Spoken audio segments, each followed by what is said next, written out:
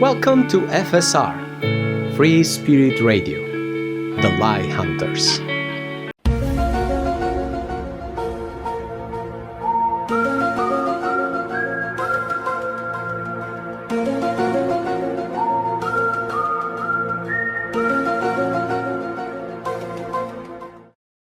Le livre d'Ia, une odyssée spirituelle au-delà du visible. Introduction. Lettre à mes maîtres, anciens collègues de l'IKDS et anciens élèves. À mes maîtres, tout d'abord, je tiens à exprimer ma profonde gratitude et mon respect envers ceux qui ont été mes guides, mes sources d'inspiration et le fondement de mon parcours. À travers cette lettre, je souhaite honorer Egami Shigeru, Swing fondateur du Karate-do Shotokai. Un homme d'une inspiration exceptionnelle dont les recherches martiales ont transformé l'essence même du karaté. これから総統官整形型のうち対局初段二段三段は行う Harada Mitsusuke, L'un des piliers du développement du karaté-do Shotokai. Murakami Tetsuji, Swing, un maître extraordinaire qui a profondément influencé ma pratique et mon parcours dans cet art. William Schneider, fondateur de l'AKSER, dont les enseignements ont apporté une perspective unique sur le karaté-do Shotokai. Bernard Monneret, responsable du CLAM, Centre lyonnais des arts martiaux. Un homme de sagesse et d'humilité dont les enseignements sur l'harmonie et l'unité dans les arts martiaux ont profondément façonné ma compréhension. Christian Tissier, directeur technique national de l'aïkido en France, un leader hautement influent dans cet art. Min Nguyen, un maître de la perception de l'invisible. Je souhaite également rendre hommage à Adam Prince, mon collègue, frère et ami, avec qui j'ai fondé l'IKDS. Cet homme exceptionnel incarne le courage, l'honnêteté et la dignité. Malgré nos parcours différents, Adam est resté fidèle à l'essence du combat, de l'énergie et de la spiritualité qui forment le cœur de cette discipline. À mes anciens collègues de l'IKDS et anciens élèves, chacun d'entre vous, d'une manière ou d'une autre, a enrichi ma compréhension et ma pratique du karaté-do Shotokai. Pourtant, il est également temps de confronter certaines vérités. Maître Egami Shigeru, que nous vénérons tous, était un homme dont le parcours martial était autant spirituel qu'énergétique. Son état physique, marqué par la maladie, l'a poussé à explorer des dimensions d'énergie et de fluidité bien au-delà des limites physiques. Son expérience de mort imminente, EMI, après 10 minutes dans le coma, a été une révélation qui a transformé son approche, l'orientant vers une compréhension plus profonde du chemin énergétique. Cependant, cette vision a été trahie par beaucoup d'entre vous. Vous avez abandonné la quête de l'énergie et de la spiritualité, vous plongeant dans une pratique astrale, faible et dépourvue de substance. Le karaté-do Shotokai, qui devrait rayonner d'énergie et de fluidité, est devenu une caricature. Ce qui aurait dû être un art vibrant, une manière de vivre, est désormais ridiculisé par ceux qui pratiquent le karaté compétitif.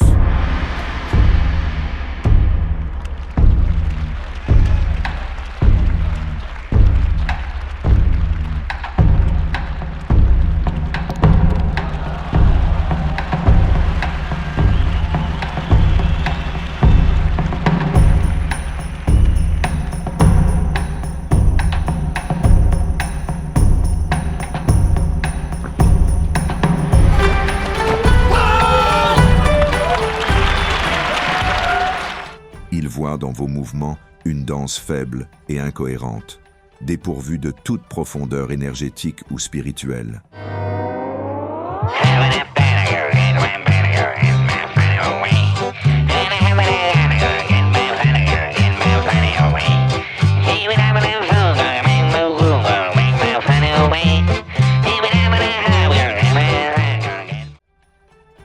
Mon parcours et vision. J'ai consacré ma vie à développer des clubs de karaté-do Shotokai dans des lieux tels que Charvieux, Tignieux, la Tour du Pin, Crémieux, Valence, Aubenas, Privas, les Olières dans la vallée de l'Eyrieux, Bron, Lyon et même le petit village d'Invaux en Meurthe-et-Moselle. Avec l'aide d'Adam Prince, j'ai cofondé l'IKDS, une structure visant à préserver l'héritage des maîtres Egami et Murakami, tout en poursuivant une recherche sincère et profonde. Cependant, vos rejets et critiques m'ont suivi. Lorsque j'ai commencé à me concentrer sur l'énergie et la spiritualité dans le karaté-do Shotokai, beaucoup d'entre vous m'ont tourné le dos. Cependant, rejeter à la fois la compétition et la quête de l'énergie, c'est condamner le karaté-do Shotokai à l'arrogance et au vide. Ce rejet de l'essentiel a transformé cette discipline en une langue morte, semblable à l'espéranto, dépourvue d'âme et d'esprit, réduite à un simple outil vide. Au-delà de Shotokai. Pour moi, le karaté-do Shotokai n'a jamais été confiné à ses formes traditionnelles. Je l'ai développé à travers l'escalade, la natation, la méditation, le tai chi chuan, la gymnastique et même les saltos. Chaque mouvement était une quête pour aller plus loin, viser plus haut et toucher, au final, une dimension divine et cosmique, comme l'enseignait Lao Tse.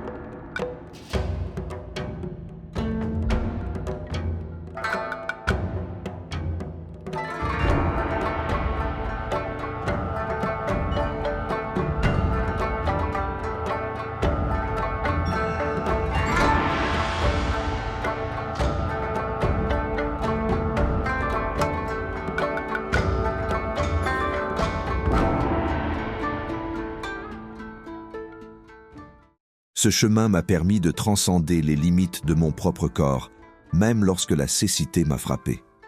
En développant l'écolocalisation, j'ai appris à voir par le son, comme un dauphin, poursuivant ainsi mon parcours intérieur et martial.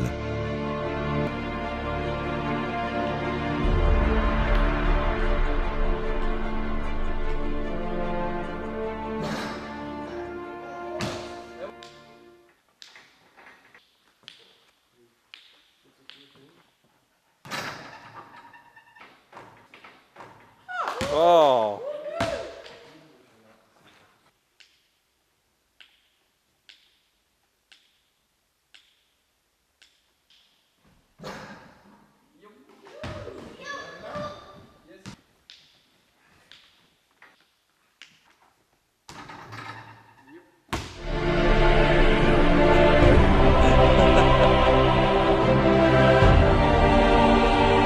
Voilà, deux en action.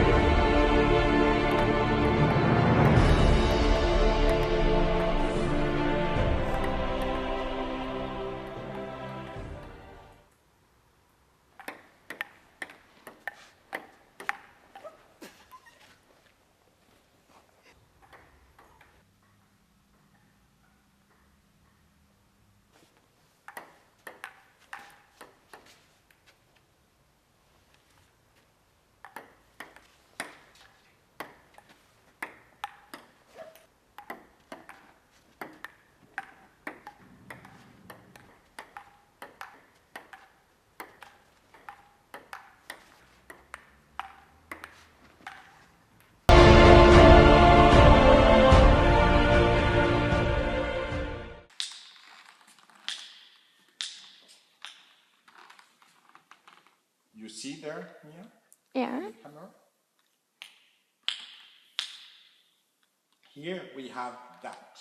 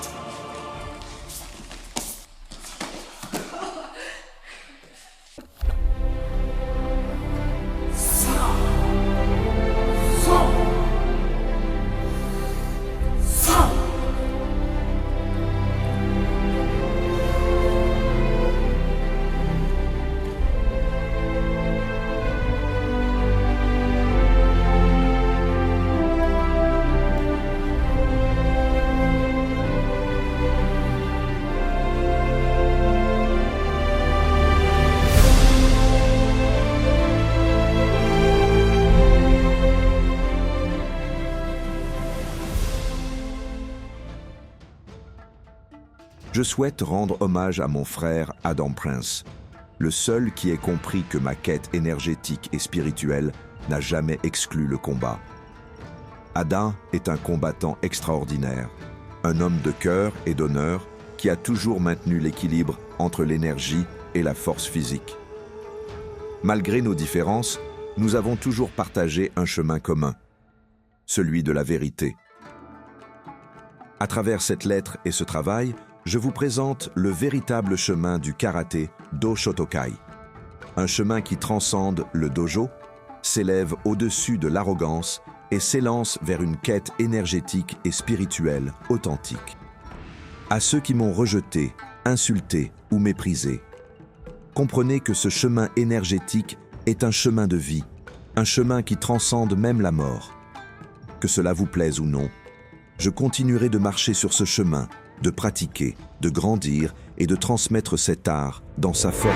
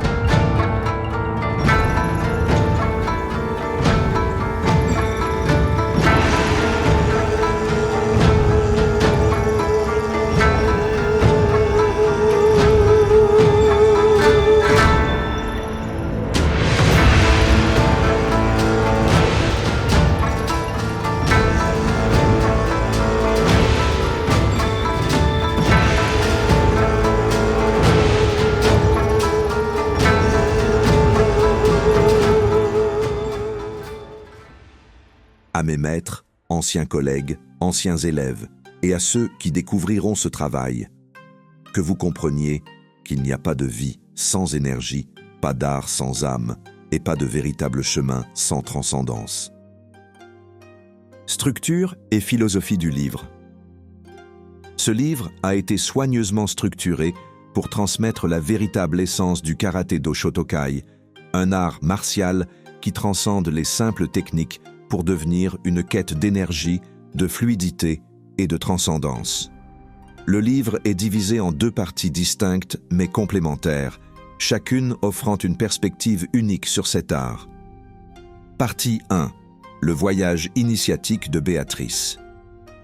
Cette section raconte l'histoire inspirante de l'une de mes élèves, Béatrice, qui a découvert et embrassé les enseignements profonds du karaté-do Shotokai dans sa vie.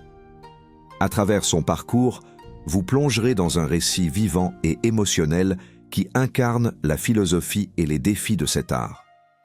Ce compte-rendu historique va au-delà des techniques ou des anecdotes, illustrant comment le karaté-do Shotokai peut transformer une vie entière en fusionnant discipline physique, énergie spirituelle et exploration intérieure. Partie 2.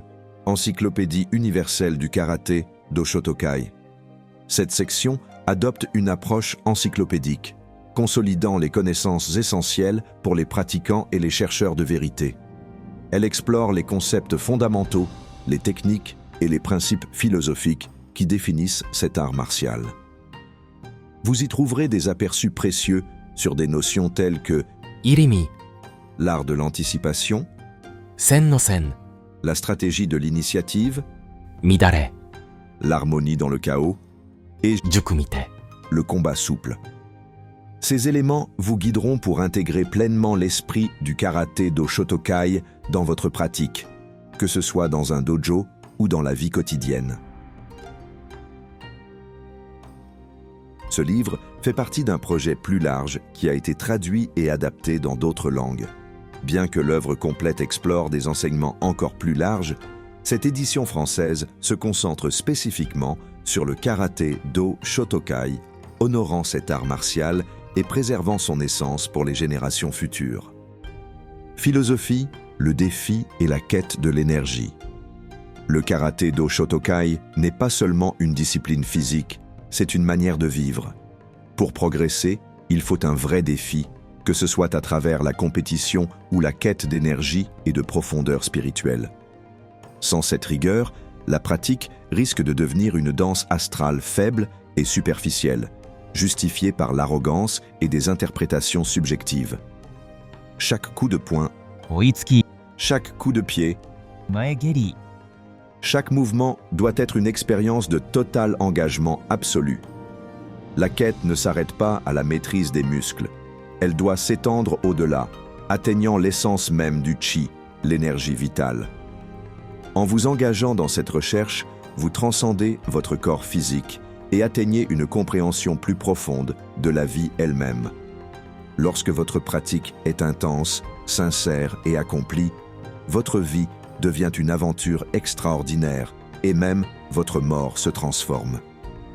La mort, dans cette perspective, n'est pas une fin, mais un commencement. Un passage vers une progression qui dépasse les limites du corps. L'essence du chi et de l'énergie continue au-delà du battement de votre cœur, au-delà de votre souffle, pour rejoindre les vagues de la vie qui vibrent à travers l'univers. L'héritage de la petite forêt. Le karaté do Shotokai, enraciné dans l'héritage spirituel de la petite forêt, Shaolin en chinois, Shorin Ryu en japonais, incarne cet esprit de fluidité et d'énergie. Même dans son nom, Shotokan et Shotokai, l'école des pins qui se balance dans le vent, cet art reflète l'harmonie entre mouvement, souffle et énergie. Il ne s'agit pas de simples gestes, mais de créer un champ énergétique qui rayonne autour de vous, nourri par l'équilibre des trois tantiens, le corps, le cœur et l'esprit. Pratiquer dans cet esprit honore non seulement la tradition martiale, mais aussi une quête transcendantale de la vie qui relie l'individu à l'univers.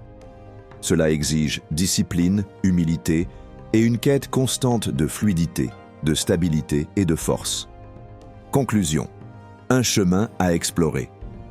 Ce livre est une invitation à découvrir ou redécouvrir le véritable esprit du karaté do Shotokai. Que vous soyez un pratiquant expérimenté ou un curieux débutant, cet ouvrage vous offre les clés pour dépasser vos limites physiques, atteindre l'énergie et la transcendance et intégrer ces principes dans votre vie quotidienne. Puissiez-vous comprendre que le karaté do Shotokai n'est pas simplement un art martial, mais un art de vivre, un art de mourir et un art de renaître à chaque instant.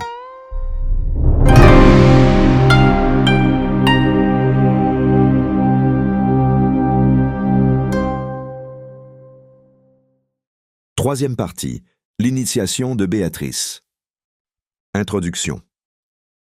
L'initiation de Béatrice commence doucement, sans précipitation.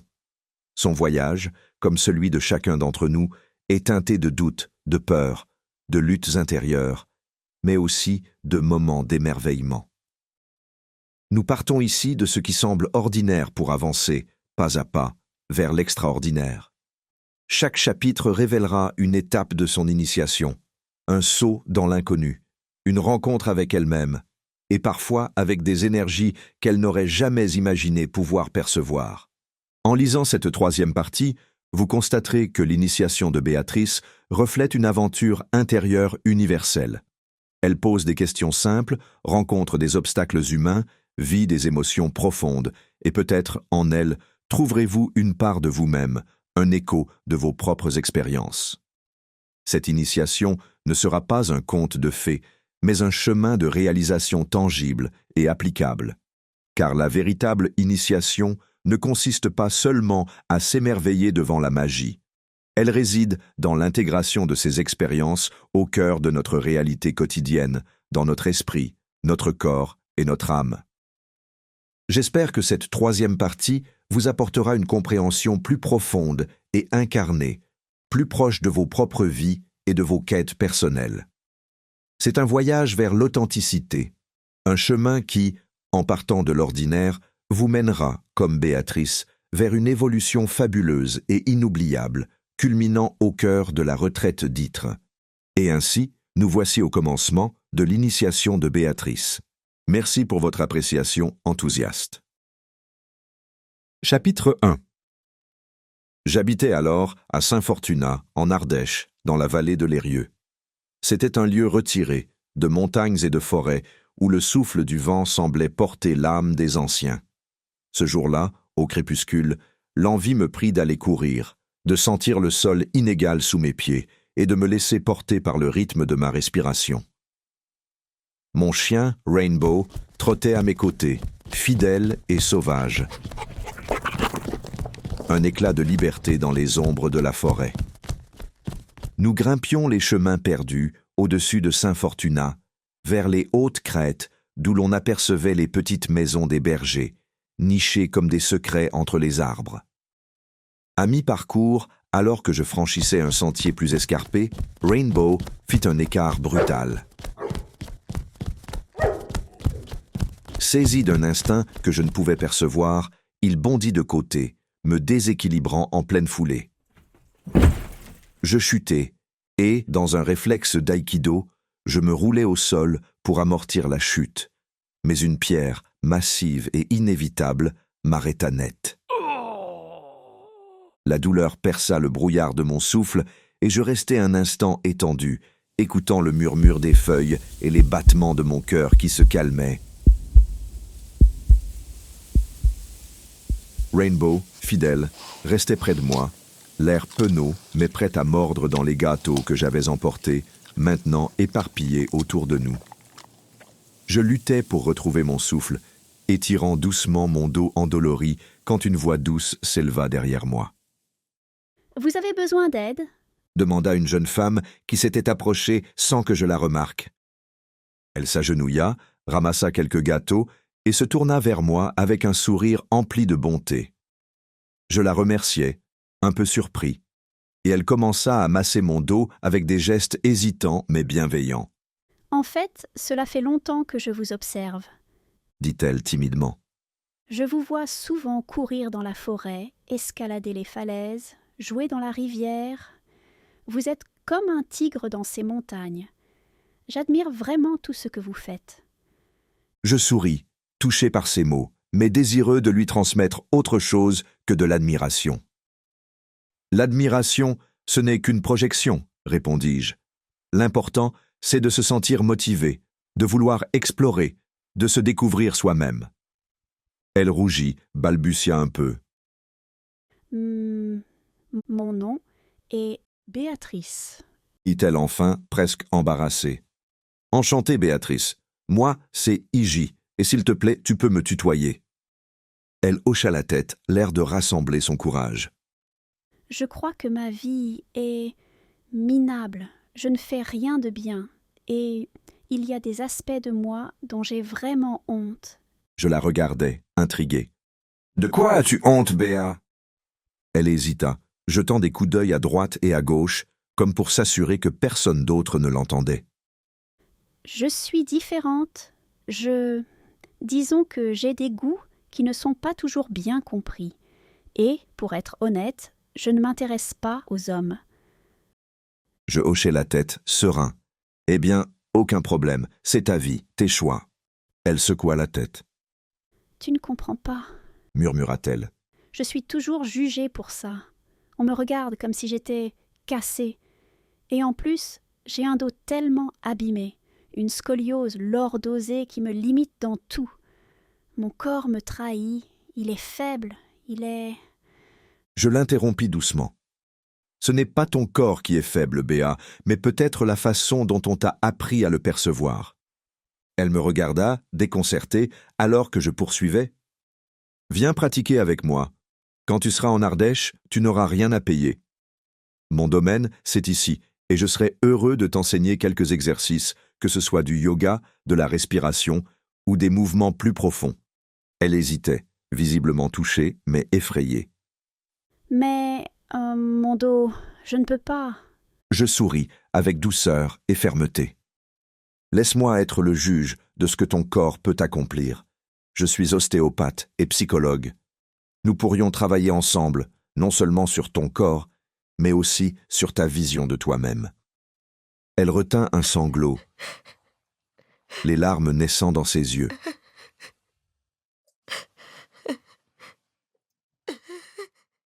Tu crois vraiment que je peux changer ? » Je lui lançai un regard empli de compassion et de conviction. Toute personne a en elle une beauté et une force qui ne demandent qu'à se révéler. Tu sais, quand j'ai reçu ce chien, il s'appelait Rambo, comme le personnage de Stallone. Un nom destiné à évoquer la violence, la force brute. Mais je n'aimais pas ce que cela représentait, et j'ai décidé de l'appeler Rainbow, comme l'arc-en-ciel. Ce simple changement de nom a transformé son destin. Il est devenu un compagnon doux et bienveillant, aimant la paix et la nature. Elle sourit faiblement, comprenant peu à peu la profondeur de la métaphore. Peut-être que toi aussi, Béa, tu pourrais transformer ton destin, choisir un chemin différent, renoncer à cette image de toi imposée par les autres, celle qui te dit que tu es cassée ou honteuse. Tu pourrais découvrir ta propre lumière, celle qui est déjà en toi. Béa hocha lentement la tête, son visage baigné d'émotion. « Merci, » murmura-t-elle. « C'est comme un conte de fées, le dieu grec que tu es, qui m'invite à visiter l'Olympe. » N'exagérons rien, dis-je en souriant, mais il est vrai que dans la philosophie des samouraïs, servir, c'est s'élever. En t'offrant mon aide, c'est aussi moi qui grandis. Donc, demain ou après-demain, viens au château de Saint-Fortuna. Elle ouvrit de grands yeux surpris. « Tu habites un château ? » Une simple partie du château, rien de prétentieux. Une vieille bâtisse, un peu délabrée, mais qui a un certain charme. Elle rit doucement, et en caressant Rainbow, elle me remercia une dernière fois. « Au revoir, Iji, » dit-elle avec un sourire sincère. « Et merci, Rainbow, de l'avoir fait tomber. » ajouta-t-elle en riant. Elle s'éloigna, et je me relevai, prêt à reprendre ma course, la douleur au dos apaisée par cette rencontre inattendue. Dans les yeux de Béa, j'avais vu une promesse, un éclat d'espoir, celui d'une âme qui pourrait bien un jour, avec un peu de lumière, passer du Rambo intérieur au Rainbow. Chapitre 2. Spécificité ou pathologie. Il est environ 15 heures lorsqu'on frappe à la porte. En ouvrant, je découvre Béatrice, qui a manifestement fait un effort pour soigner son apparence. Sa beauté, discrète et non conventionnelle, transparaît davantage, même si je pense qu'elle peut aller bien plus loin dans l'expression de sa vraie beauté. Fabienne, qui se trouve à mes côtés, observe Béatrice avec une froideur caractéristique. Elle ne sait pas que cette jeune femme qui se tient à notre porte n'a aucun intérêt pour les hommes, car elle préfère les femmes. Fabienne est ainsi naturellement jalouse et méfiante, une part de son tempérament italien qu'elle ne contrôle pas facilement. Je propose à Béatrice de prendre un café dehors sous le soleil ardéchois. Elle accepte joyeusement et s'installe avec un livre pendant que je prépare les boissons. Peu après, nous nous retrouvons tous deux à une table, bercés par le chant des grillons, même si nous ne sommes qu'en mai. Lorsqu'elle me demande du lait pour son café, je lui propose du lait de coco, expliquant que nous sommes végétaliens. Surprise, mais curieuse, elle accepte. Je sens qu'elle est prête à entendre l'histoire de cette conférence à Barcelone, un débat intense sur l'homosexualité. Avec un mélange de curiosité et d'appréhension, Béatrice incline la tête, attentive. Ce débat, lui dis-je, a vu s'opposer deux visions radicalement différentes de la sexualité. Dans l'école d'espagnol où j'étudiais, de nombreux étudiants étaient d'origine arabe ou africaine, et leur position sur l'homosexualité était empreinte de jugements tranchés. Lorsque la directrice de l'école a proposé un débat pour tenter d'ouvrir les esprits, l'opposition s'est exprimée avec une violence verbale incroyable. Les premiers instants de cette discussion furent un déferlement de colère et de rejet. En tant que psychologue, j'ai préféré prendre du recul pour offrir un cadre rationnel, sans subjectivité. Au lieu de m'engager dans un débat stérile, je leur ai expliqué une distinction essentielle, celle entre spécificité et pathologie. J'ai alors précisé à l'Assemblée que les spécificités sont des passions ou des inclinations personnelles qui apportent de la joie et un sens d'appartenance, comme la philatélie ou la pratique d'un sport. Lorsqu'une spécificité est partagée avec d'autres, elle devient une source de satisfaction et de rencontres positives. En revanche, une spécificité peut devenir pathologique si elle se transforme en une obsession qui mène à la souffrance et à l'isolement. Je pris un instant pour laisser ces notions s'ancrer, puis continuai. Par définition, l'homosexualité est une spécificité, une orientation qui relie des gens entre eux, dans la bienveillance et le respect. Elle n'entraîne ni haine ni violence. Par contre, l'homophobie, la haine, le rejet, eux sont des pathologies. Ils créent de la souffrance et vont à l'encontre du bien-être individuel et collectif. Les regards se tournèrent vers moi, incrédules et furieux. Pourtant, au-delà de leurs réactions émotionnelles, cette distinction restait incontestable. L'homophobie découle souvent de traumatismes, de conditionnements sociaux ou de peurs inconscientes. Des éléments qui nous font rejeter ce qui nous semble étranger. Il n'existe pas d'être pour ou contre l'homosexualité, expliquai-je. Ce ne sont que des opinions subjectives. En psychologie, nous cherchons à étudier les réalités objectives et intersubjectives. Par exemple, une femme homosexuelle peut se sentir attirée uniquement par des femmes, mais cela n'implique en rien que les hommes soient inintéressants ou inférieurs. C'est une réalité subjective, propre à chaque individu. Peu à peu, les participants au débat prirent conscience de cette distinction et leurs propos virulents perdirent de leur intensité. Le silence s'installa. Béatrice, en m'écoutant, semblait libérée d'un poids. Son sourire, timide mais sincère, reflétait un apaisement progressif. Après avoir partagé cette histoire avec Béatrice, je lui propose d'explorer une nouvelle voie de transformation, physique et mentale. Je l'invite à une séance de sculpture corporelle, à observer sa colonne vertébrale et sa posture pour déceler des possibilités de renforcement et de rééquilibrage. Sa scoliose lordosée, bien qu'accentuée, pourrait, avec un entraînement approprié, être compensée par une musculature forte. Je lui explique que cette construction d'un corps solide serait aussi l'occasion pour elle d'apprendre à aimer son propre corps et à retrouver une confiance intérieure.